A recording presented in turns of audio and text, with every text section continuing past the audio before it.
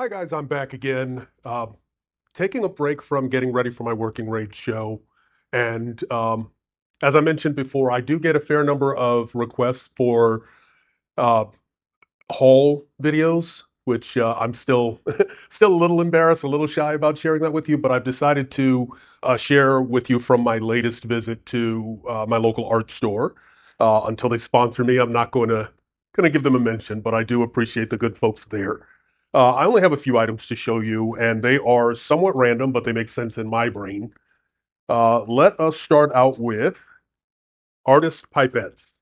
These are, for those who don't know, what you might call an eyedropper. I need several different colors because I work with dyes and I work with other liquids, and the ability to put spots of color or spots of water on certain locations is really important to my work. The next item is Dorland's Wax Medium.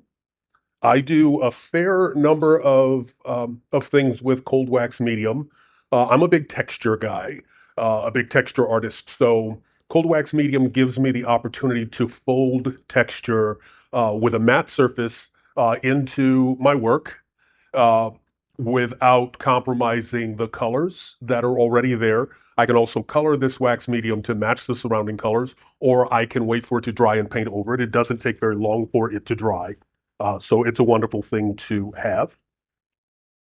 The next thing is these are heavy duty palette cups. What they really are is tiny loaf pans. And what these will be used for is for melting wax. I don't just use a cold wax, but I'm also experimenting with paraffin wax, and I'm experimenting with beeswax and with a number of other types of wax. And unlike the Dorlands that I just showed you, most of these are not in a usable form until you heat them up. You either heat them up and brush them on, or you heat them up and you spoon them on, or you can pour them on. Um, and they do different waxes do different things, but typically I'm looking for kind of a batik effect, meaning that I color everything around it and the base color remains under the wax, and I can either remove the wax when the coloring is done and leave what is essentially a natural colored strip, or I can paint on top of the wax and incorporate it into the texture of the painting.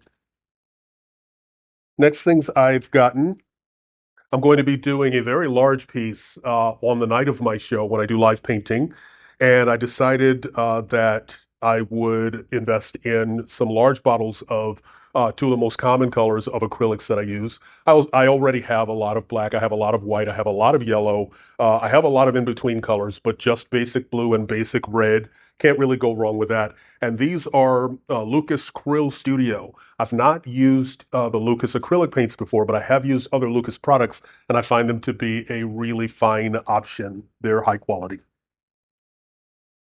Next two things. For those of you who know me, you know that I'm becoming a paper aficionado, particularly with Asian papers, mainly Chinese, Japanese, Korean, Thai. There are also some really fine Indian papers out there. I like to try different papers to achieve different effects. Some of those will be in evidence in my show as well. The Asian papers tend to have longer fibers, so they're thinner to the touch, but they're stronger in terms of their durability and their ability to absorb liquids and maintain their shape. So this is a small, it says sketch paper, but this is a small pad of Japanese paper, 48 pages. This is a little bit on the heavier side, and one side is textured and the other side is quite smooth. These are typically used for practicing Japanese and Chinese lettering, but I like to use them for painting. And these are 12 by 18. And last but certainly not least, this is what is called awagami paper, which these are large. These are 25 by 31. And again, they're smooth on one side and they're very textured on the other. Um, they are thick, but they're not as thick as, for example, the 300 pound watercolor paper that I have shown you before. However, they have the durability of that paper without having the stiffness of it, working with the 300-pound watercolor paper is a little bit like working with cardboard. Working with this paper, the first few times I did it, I had to remind myself it's tough. It can take it. Don't go easy on it. And if you go hard on it and it rips, then you've learned an experience and you can move forward. Um, but I've so far not had a single piece of these Asian papers rip on me in process. So I'm going to be putting them through their tests.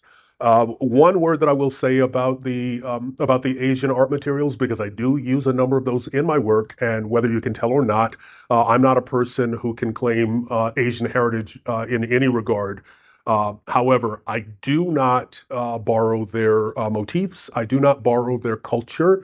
I don't represent myself as an artist who's painting Asian themes. What I do is I borrow the techniques and I borrow the materials because I like experimenting with materials and techniques. I pay homage to the cultures from which those materials have come. I do have friends that are in those various communities. I have a long-term goal of studying in some of those communities to learn even more about the history of these papers and the inks and the other techniques that I use. But again, I'm very sensitive to cultural appropriation issues. So I would expect you, my loyal followers, to call me out if you ever see me doing anything that skirts that line. But hopefully you never do. It's my desire to be respectful to the world while creating meaningful art. Anyway, guys, that is it for this haul. I'll try to do some more of these in the future. I often forget that people care about this kind of stuff, which is odd because I like watching an art haul video. So I don't know why it didn't really occur to me until someone said something for me to make them, but I'll do better. I'll grow over time. Anyway, I hope you guys have a wonderful weekend. And don't forget, Working Rage is opening at the Dallas Creative Collective in Dallas, Texas on July 30th, 2026. The Meet the Artist, which will be me, starts at from 5:30 to 6.